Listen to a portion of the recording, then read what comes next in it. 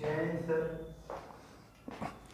हिंद बच्चों, इस समय आप लोग महामना इंस्टीट्यूट के यूट्यूब चैनल से जुड़े हुए हैं और इस चैनल में मैं आप सबका स्वागत करता हूं। आज हम लोग class 12 mathematics Hindi medium NCERT book के 9th चैप्टर अवकल समीकरण यानी डिफरेंशियल इक्वेशंस के प्रश्नावली 9.4 के क्वेश्चन नंबर 7 को देखने जा रहे हैं।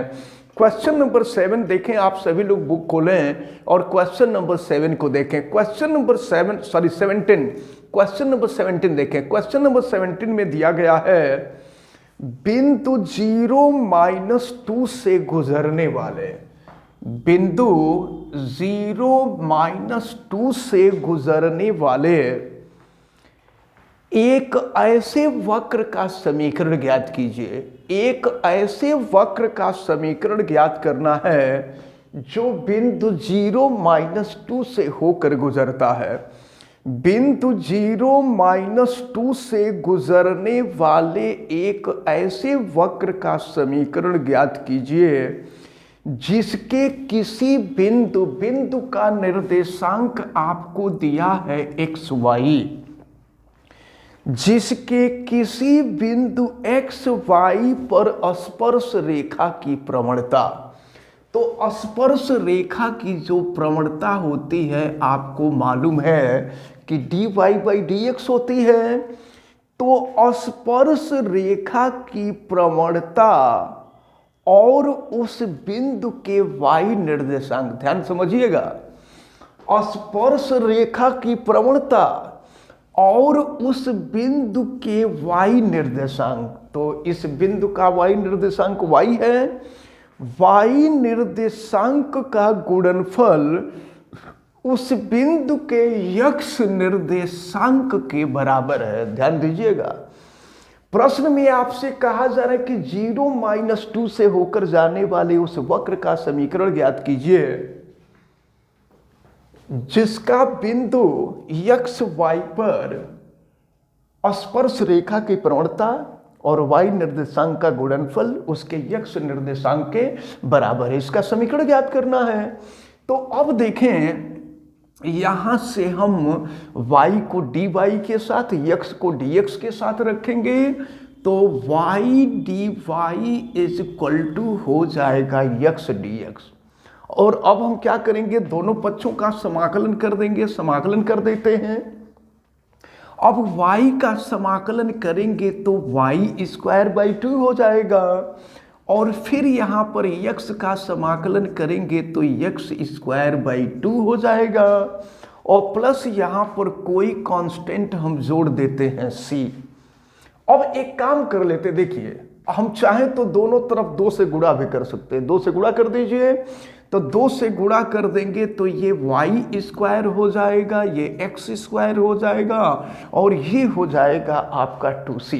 जरा देखिए क्या कहा जा रहा है, 0-2 से होकर जा रहा है। तो 0-2 से होकर जा रहा है तो रख करके यहां हम c की वैल्यू निकालेंगे।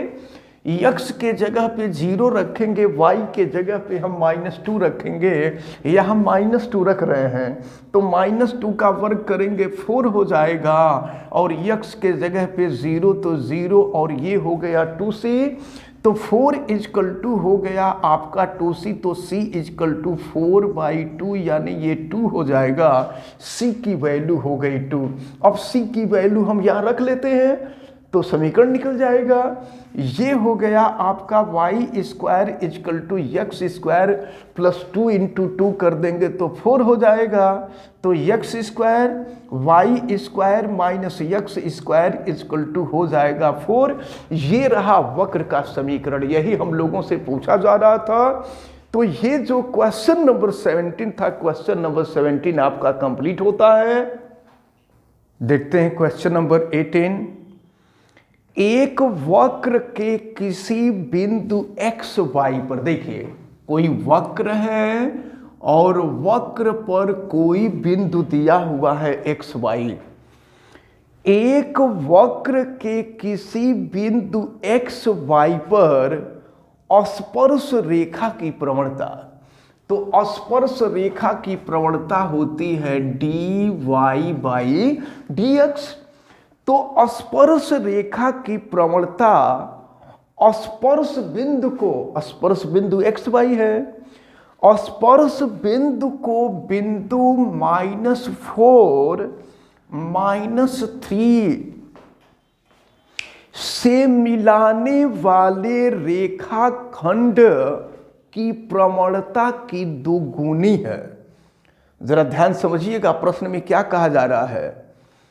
ये जो प्रवणता है, प्रश्न में कहा जा रहा है कि एक वक्र के किसी बिंदु एक्स वाई पर स्पर्श रेखा की प्रवणता, स्पर्श बिंदु को, स्पर्श बिंदु एक्स वाई है, स्पर्श बिंदु को बिंदु -4 -3 से मिलाने वाली रेखा की प्रवणता की दुगुनी है। ये प्रवणता, अब जरा इसकी प्रवणता हम लोग पहले निकाले, इसकी प्रवणता। तो इसको अगर हम x1 y1 मान लें और ये x2 y2 होगा, तो प्रवणता आपको मालूम है y2 - y1 अपान x2 - x1। तो y2 y और माइनस y1 करेंगे तो +3 हो जाएगा, अपान x2 है x और ये +4 हो जाएगा। तो देखिए प्रश्न में क्या कहा जा रहा है। प्रश्न में कहा जा रहा है कि यह प्रवणता, देख लीजिए जरा एक बार फिर से, एक वक्र के किसी बिंदु x y पर स्पर्श रेखा की प्रवणता, ये प्रवणता स्पर्श बिंदु को बिंदु -4 -3 से मिलाने वाली रेखा की प्रवणता की दोगुनी है। ये दोगुनी है, तो ये दोगुनी है। इसका मतलब जब इसमें देखिए, अभी भी क्लियर नहीं हो रहा है कि क्वेश्चन में क्या कहा जा रहा है। क्वेश्चन में जो कहा जा रहा है, तो देखिए प्रश्न में यही कहा जा रहा है कि ये प्रवणता जो है इसकी दोगुनी है, यानी हम यहां पर अगर 2 से गुणा कर देंगे तो ये इसके बराबर हो जाएगा। अब कहा जा रहा है कि यदि यह वक्र बिंदु -2 1, ये जो वक्र है -2 1 से गुजरता हो तो वक्र का समीकरण ज्ञात कीजिए। -2 1 से ये वक्र अगर गुजर रहा है तो वक्र का समीकरण आपसे पूछा जा रहा है। चलिए अब हम लोग इसको सॉल्व करते हैं, और इसको सॉल्व करेंगे तो फिर इसकी जो वैल्यू होगी, तो अब देखिए करते क्या हैं कि y को dy की तरफ, x को dx की तरफ कर देते हैं। तो देखें ये y +3 इधर लाते हैं तो 1 अपान हो जाएगा y +3 dy is equal to, ये 2 रहने दीजिए, 2 इंटू हम कर लेते हैं 1 अपान x +4 और ये हो जाएगा dx। अब दोनों पक्षों का आप समाकलन कर लीजिए, दोनों पक्षों का समाकलन लेकर सॉल्व करते हैं तो ये हो जाएगा, देखें लॉग हो जाएगा, तो ये हो जाएगा log y +3 is equal to, ये इसका हम ले लेंगे इंटीग्रेशन, तो ये हो जाएगा 2 log x +4 और यहाँ पर कांस्टेंट जोड़ दीजिए c। अब देखिए वक्र तो हमारा मिल गया है, लेकिन प्रश्न में कहा जा रहा है कि -2 1 से होकर गुजर रहा है, तो x के जगह पे -2 होगा और y के जगह पे 1 होगा। रख देते हैं x के जगह पे -2 और y के जगह पे 1। देखिए y के जगह पे 1 कर देंगे तो log 4 हो जाएगा 2, और x के जगह पे -2, x के जगह पे -2 कर देंगे तो ये हो जाएगा log 2 और प्लस हो गया c। अच्छा, इस 2 को हम चाहें तो यहाँ ला सकते हैं, यहाँ स्क्वायर हो जाएगा, और अगर 2 का स्क्वायर कर देंगे तो ये 4 हो जाएगा। तो log 4 इधर भी है, log 4 इधर भी है, कैंसिल हो जाएगा, तो c = 0 हो जाएगा। अब c के जगह पे 0 हम रख देते हैं, तो c के जगह पे 0 रख दे तो log y +3 is equal to, इसको हम यहाँ स्क्वायर करके ही लिख रहे हैं, तो ये हो जाएगा आपका log x प्लस 4 का स्क्वायर और c के जगह पे 0 हो जाएगा। अब अगर हम चाहें तो दोनों तरफ से log को हटा भी सकते हैं और log हटा करके इसको कर सकते हैं। तो इस प्रकार से अगर दोनों पक्षों से log हम हटा देते। अच्छा, एक काम और कर सकते थे, क्योंकि ये दोनों log के रूप में आया है, दोनों log के रूप में आया है, तो c को हम चाहें तो log c भी लिख सकते हैं। लेकिन ये कोई ज़रूरी नहीं है कि कांस्टेंट को आप log के ही फॉर्म में लिखेंगे। आप ऐसे भी लिख सकते हैं और कांस्टेंट के फॉर्म में भी लिख सकते हैं। अगर मान लीजिए कि यहाँ हम log c लिख देते, यहाँ पर अगर हम log c रख देते, तो ये log c इक्वल टू 0 हो जाता। और अगर c की वैल्यू हम निकालते तो e की वैल्यू 0 हो जाता और e की वैल्यू 0 की वैल्यू 1 होगी। तो फिर यहाँ पर हम जो है, अगर यहाँ पर देखें, यहाँ पर c की वैल्यू रख दिया जाए, तो अगर c की वैल्यू रख दी जाए तो c की वैल्यू 1 है। अब यहाँ पर अगर हम log c की वैल्यू भी रख देते हैं तो log c की वैल्यू 0 आ जाएगी। तो फिर ये आपको सोल्यूशन मिलेगा। दोनों तरफ से आप log हटा दीजिए, तो दोनों तरफ से log हटा देंगे तो y प्लस 3 इक्वल टू हो जाएगा आपका x प्लस 4 का होल स्क्वायर हो जाएगा। आप यही छोड़ दीजिए, आपका सोल्यूशन निकल गया है। आप जिस फॉर्म में, वैसे जिस फॉर्म में आप चाहें उस फॉर्म में ये सब क्वेश्चन हो सकते हैं। इनका कंफर्म नहीं है कि आप कैसे करेंगे, तो ये इसका आंसर मिलेगा आपको। तो ये जो क्वेश्चन नंबर 18 था, क्वेश्चन नंबर 18 आपका सॉल्व होता है। अब हम लोग क्वेश्चन नंबर 19 को देखेंगे। अब हम लोग क्वेश्चन नंबर 19 को देखते हैं। देखिए, क्वेश्चन नंबर 19 में दिया हुआ है एक गोलाकार गुब्बारे का आयतन। तो सुनिए, अगर गुब्बारा गोलाकार है तो गोले का आयतन आपको मालूम है, ये होता है 4/3 पाई आर क्यूब।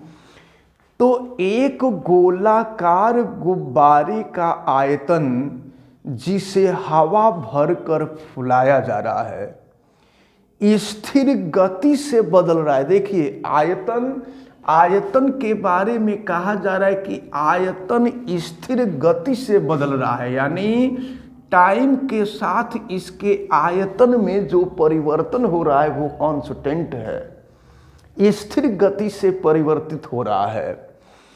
तो आपसे ये कहा जा रहा है कि यदि आरंभ में, तो जानते हैं आरंभ में टाइम शून्य होता है, आरंभ में जब भी कहा जाएगा तो टाइम शून्य होगा। तो जब आरंभ में इस गुब्बारे की त्रिज्या 3 इकाई है, यानी टाइम शून्य है, तो त्रिज्या आपको दी गई है 3। और क्या, और 3 सेकंड बाद, यानी जब टाइम 3 सेकंड है, तो 3 सेकंड बाद इसकी त्रिज्या 6 इकाई है। आर की वैल्यू आपको दी गई है 6। तो t सेकंड बाद इस गुब्बारे की त्रिज्या ज्ञात कीजिए। t सेकंड के बाद इस गुब्बारे की त्रिज्या क्या होगी? चलिए, dv/dt आपको दिया हुआ है, तो हम यहां से dv/dt निकालें। देखें तो 4/3 पाई तो कांस्टेंट है। अब आर क्यूब का हम t के रिस्पेक्ट में डिफरेंशिएशन कर दें, अवकलन कर दें, तो ये हो जाएगा आपका 3r², और फिर r का अवकलन करेंगे तो dr/dt हो जाएगा। और ये कांस्टेंट, यही आपको दिया है कि ये कांस्टेंट है। dv/dt की वैल्यू निकाले हैं और dv/dt को कांस्टेंट बताया है। 3 से 3 कैंसिल हो जाएगा। अब ये हो जाएगा आपका 4πr²। और देखिए, dr हम dt का क्रॉस मल्टीप्लिकेशन कर देते हैं, तो ये हो जाएगा आपका kdt। अब ऐसा करते हैं कि यहाँ पर जो है हम यहाँ इंटीग्रेशन कर देते हैं दोनों पक्षों का। तो दोनों पक्षों का देखिए इंटीग्रेशन कर दिए। अब ये हो गया आपका 4 पाई और आर स्क्वायर का इंटीग्रेशन करेंगे r³/3 हो जाएगा, r³/3 हो गया। और फिर यहाँ पर हो जाएगा आपका देखें ये हो जाएगा k, और फिर ये हो गया आपका यहाँ पर कुछ नहीं तो 1 है, तो 1 का इंटीग्रेशन t हो जाएगा और प्लस हो जाएगा कांस्टेंट c। आपको मालूम है कि जब प्रारंभिक स्थिति अप्लाई करते हैं तो c का मान निकलता है। हम प्रारंभिक स्थिति यहाँ अप्लाई करते हैं, t के जगह पर 0 और r के जगह पे हम 3 रखते हैं। चलिए तो रख करके देखा जाए कि वैल्यू क्या मिलेगी। तो ये हो गया आपका 4 पाई r का क्यूब, 3 का क्यूब कर दीजिए तो तितली के 9 और 9 3 27 हो जाएगा, 3 का क्यूब। ये हो गया 27 और नीचे हो गया 3, फिर 3 से कटा देंगे तो ये हो जाएगा 9। और देखिए t का मान 0 है तो फिर ये c हो जाएगा। और जरा देखिए वैल्यू क्या निकलेगी, ये हो जाएगा 9 चौका 36, 36 पाई इजकल टू मिल गया c। c की वैल्यू हमको 36 पाई मिली है। अब c की वैल्यू हम यहाँ रख दें तो c की वैल्यू जब रखेंगे तो देखें क्या मिलेगा, 4/3 पाई r³ इजकल टू KT, और c की वैल्यू हो जाएगी 36 पाई। अब जरा देखिए ये तो पहली कंडीशन जब हमने रखा तो c की वैल्यू हमको मिले, लेकिन यहाँ पर एक कांस्टेंट और है। जब तक कांस्टेंट रहेगा तब तक आपका समीकरण सही रूप में नहीं रहेगा। अब इस कांस्टेंट k को ज्ञात करने के लिए हम यहाँ दूसरी कंडीशन अप्लाई कर देंगे। दूसरी कंडीशन अप्लाई करने के लिए t के जगह पे 3 और r के जगह पे 6 कर देंगे। तो चलिए करते हैं। यहाँ देखिए इसको राइट साइड में हम कर रहे हैं। तो ये है आपका 4/3 पाई, r के जगह पे 3 करना है, फिर 3 का क्यूब होगा तो 3 का क्यूब करेंगे तो ये हो जाएगा 27 इजकल टू k, और फिर t के जगह पे हो जाएगा 3, t के जगह पर 3 है, और फिर ये है आपका 36 पाई। सॉल्व करते हैं तो फिर ये मिलेगा आपको, देखें यहाँ कटा देंगे तो ये मिलेगा आपका 9 हो जाएगा। और फिर यहाँ पर जो मान मिल रहा है, देखिए थोड़ा सा फॉल्ट हो गया है, हम ऊपर वाला मान, ये नीचे वाला मान रखना है। यहाँ पर देखिए r के जगह पे 6 रखना है और t के जगह पे 3 रखना है। थोड़ी सी सावधानी बरतना है, वैल्यू यहाँ पर गलत रखी जा चुकी है। इसको अब से हम कर देते हैं। देखिए यहाँ पर क्या है, ये है 4/3 पाई r³, r के जगह पे 6 है तो 6 का क्यूब करेंगे तो 6 इंटू 6 हो जाएगा, और ये इजकल टू k, और t के जगह पर 3 है और प्लस हो जाएगा ये आपका 36 पाई हो जाएगा। अब चलिए इसको कर लेते हैं। तो 3 से अगर इसको हम कटा देंगे तो ये हो जाएगा 3, और सॉरी 3 दूना 6 हो जाएगा, ये हो गया 2, और फिर इसको अगर करें तो 4 2 8 हो जाएगा, और 6 में 6 का गुणा कर देंगे 36 पाई, और ये हो जाएगा आपका, ये हो गया 3k और प्लस हो गया 36 पाई। एक काम कर सकते हैं, हम पहले 3 से इसको डिवाइड कर देते हैं, सबको 3 से डिवाइड कर देंगे तो आसान हो जाएगा। तो ये हो गया 8, 3 से डिवाइड कर देंगे तो ये 12 पाई हो जाएगा, और यहाँ हो गया 3 से डिवाइड कर दिए तो k हो गया, और फिर यहाँ भी k हम 3 से डिवाइड कर देंगे तो ये हो जाएगा आपका 12 पाई। तो फिर 12/96 हो जाएगा 96 पाई, और फिर ये हो जाएगा आपका 12 पाई, इधर लाते हैं -12 पाई इजकल टू हो जाएगा के। अब माइनस कर दीजिए, तो माइनस करेंगे तो ये मिल जाएगा आपका 4 और यहाँ मिल जाएगा 84 पाई इजकल टू हो गया के की वैल्यू 84 पाई मिल गई। अब हम के का मान यहाँ रख देंगे, जो के का मान रखना था के का मान रख देंगे, हम लोगों का सोल्यूशन मिल जाएगा। तो ये हो गया 4/3 pi R cube is equal to K की वैल्यू हमने रख दिया 84 पाई, ये हो गया 84 पाई और फिर ये हो जाएगा टी और प्लस हो जाएगा आपका 36 पाई। अगर हम चाहें, लेकिन एक चीज देखिए, आपसे प्रश्न में ये पूछा जा रहा था ना कि टी सेकंड में गुब्बारे की त्रिज्या, यानी गुब्बारे की त्रिज्या आर का मान आपसे पूछा जा रहा है। टी सेकंड में गुब्बारे की त्रिज्या क्या होगी, तो त्रिज्या आर का मान पूछा जा रहा है। एक काम करते हैं, सबसे पहले तो पाई से सबको हम डिवाइड कर देते हैं। तो पाई से डिवाइड कर देंगे तो देखिए क्या हो जाएगा, 4/3 आर क्यूब इजकल टू हो जाएगा 84t और प्लस हो जाएगा 3 से डिवाइड किए थे, सॉरी पाई कट किए थे, तो ये हो गया आपका 36। अब जो है हम लोग फिर इसको 3 से या चलिए आर क्यूब की वैल्यू हमको निकालनी है। तो आर क्यूब की वैल्यू अगर हम निकालेंगे तो देखिए 3 चला जाएगा ऊपर, 3 चला गया और 4 आ जाएगा नीचे, ये हो गया 4 और ये हो गया 84t और प्लस हो गया 36।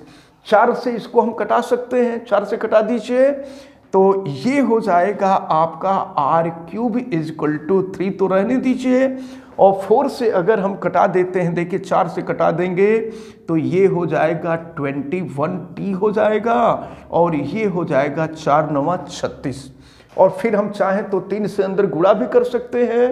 तो चलिए एक स्टेप हम इधर लिख दे रहे हैं यहाँ पर। इसके बाद ये आर क्यूब इजक्वल टू हम 3 का अंदर गुणा ही कर देते हैं, तो 3 का अंदर गुणा कर देंगे तो ये हो जाएगा आपका 63t और ये हो जाएगा 9 3 27 27 हो जाएगा।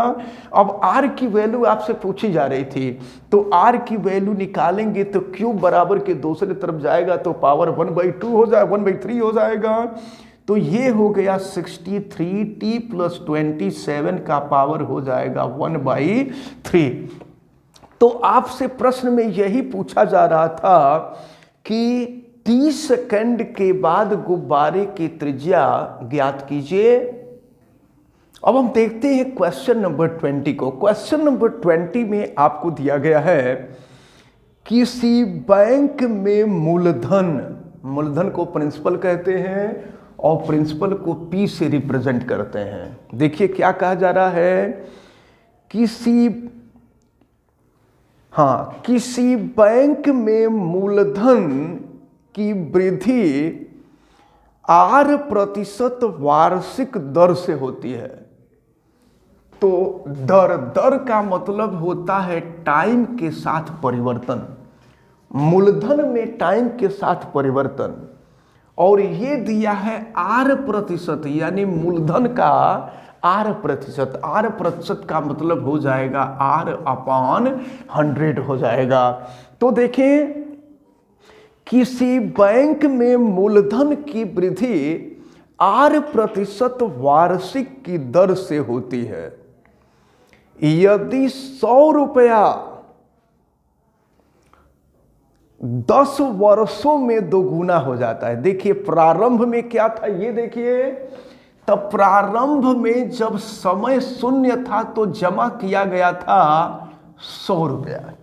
ध्यान समझिए, प्रारंभ में भाई शुरू में 100 रुपया जमा किया गया है। तो 100 रुपया जब जिस समय जमा किया गया उस समय तो टाइम शून्य ही होगा। तो जब समय शून्य था तो मूलधन 100 रुपया था, और 10 वर्षों में दोगुना हो जाता है, यानी अब टाइम जब 10 वर्ष हो जाता है तो मूलधन दोगुना हो जाता है। दोगुने का मतलब 200 रुपया हो जाता है। तो कहा जा रहा है कि तब आर का मान क्या होगा, आर की वैल्यू आपसे पूछी जा रही है।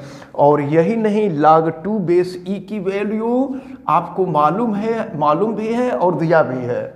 log 2 बेस ई की वैल्यू आपको 0.6931 अगर दिया रहे तो, न दिया रहे तो, ये आपको याद रखना होगा। चलिए हम सॉल्व करते हैं। तो यहाँ पर दो कंडीशन, एक प्रारंभिक कंडीशन ये दिया हुआ है, दूसरी कंडीशन ये दिया हुआ है। तो आर का मान आपसे पूछा जा रहा है।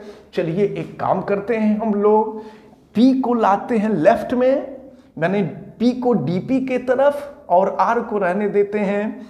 तो अब देखिए क्या हो जाएगा, ये 1/p D is equal to हो जाएगा ये R/100 और फिर ये हो जाएगा dt। अब दोनों तरफ का समाकलन कर देते हैं। याद रखे रहिएगा, R दर है और दर कांस्टेंट है, दर में कोई परिवर्तन नहीं हो रहा है। आपसे दर पूछ रहा है, दर में कोई परिवर्तन नहीं हो रहा है, और जो कांस्टेंट होता है उसका समाकलन या अवकलन नहीं होता है। तो अब चलिए, अब दोनों पक्षों का हम समाकलन कर देते हैं। तो 1/p का समाकलन log p हो जाएगा, और ये R/100 जैसे है वैसे है, और फिर यहाँ पर 1 है, 1 dt है, तो 1 का समाकलन हो जाएगा t और प्लस है कांस्टेंट c। जब प्रारंभिक स्थिति अप्लाई करते हैं तो c का मान निकलता है। हम प्रारंभिक स्थिति को अप्लाई कर दे रहे हैं, यानी t इक्वल टू 0 और p इक्वल टू 100 कर दे रहे हैं। देखिए p के जगह पे 100 कर दिए, ये हो गया log 100 is equal to, t के जगह पे 0 कर देंगे, ये 0 हो जाएगा, और फिर यहाँ c की वैल्यू निकल गई। तो c की वैल्यू तो log 100 हो गई, log 100 की वैल्यू 2 होती है। लेकिन चलिए अभी हम सीधे रखते हैं, log 100 की वैल्यू, log 10 की वैल्यू 1 होती है, log 100 की वैल्यू 2 होती है। रख देते हैं हम यहाँ पर। तो log p is equal to R/100, t और c की वैल्यू हो गई आपके log 100। अब जरा फिर देखें सेकंड कंडीशन में क्या दिया है। सेकंड कंडीशन में दिया है कि जब t के जगह पर 10 है तो p के जगह पे 200 हो जाता है। हम p के जगह पे 200 कर दे रहे हैं। तो ये देखिए log 200 is equal to R/100, t के जगह पर है 10 और ये है आपका प्लस log 100। अब log 100 को लेफ्ट में ला देते हैं तो ये हो जाएगा, 0 से ये 0 कैंसिल हो जाएगा, तो ये हो गया log 200 minus log 100 equal to हो जाएगा R/10। फिर क्या होगा, log m minus log n, log m upon n apply कर दीजिए, log 200 upon 100 equal to R/10 हो जाएगा। तो 2 0 से 2 0 कैंसिल हो जाएगा, log 2 बचेगा, यहाँ हम कर देते हैं log 2 is equal to R/10 और log 2 की वैल्यू यहाँ दी गई है, तो ये हो जाएगा आपका 0.6931 इक्वल टू R/10। 10 का हम क्रॉस मल्टीप्लिकेशन कर दें तो R इक्वल टू 6.931, और ये दर है तो दर हमेशा प्रतिशत में होता है। तो आपसे R का मान पूछा जा रहा था कि R का मान क्या होगा, तो ये R की वैल्यू हम लोगों ने ज्ञात कर लिया, ये 6.931% होगी। तो इस प्रकार आज के वीडियो में आप लोगों ने देखा ये क्वेश्चन नंबर 17, 18, 19, 20 ये 4 क्वेश्चन बताए गए। हमें उम्मीद है कि ये चारों क्वेश्चन आपको बहुत अच्छी तरह से समझ में आए होंगे। आप वीडियो को लाइक ज़रूर कीजिएगा, और अगर आप चैनल पे नए हैं तो चैनल को सब्सक्राइब भी कर लीजिए, बेल आइकन को प्रेस करें, और अगर किसी प्रकार की कोई दिक्कत समझ में आती है तो हमें कमेंट करके बतावें, और वीडियो को मैक्सिमम स्टूडेंट तक शेयर करें। आप सभी लोगों का बहुत बहुत धन्यवाद। जय हिंद।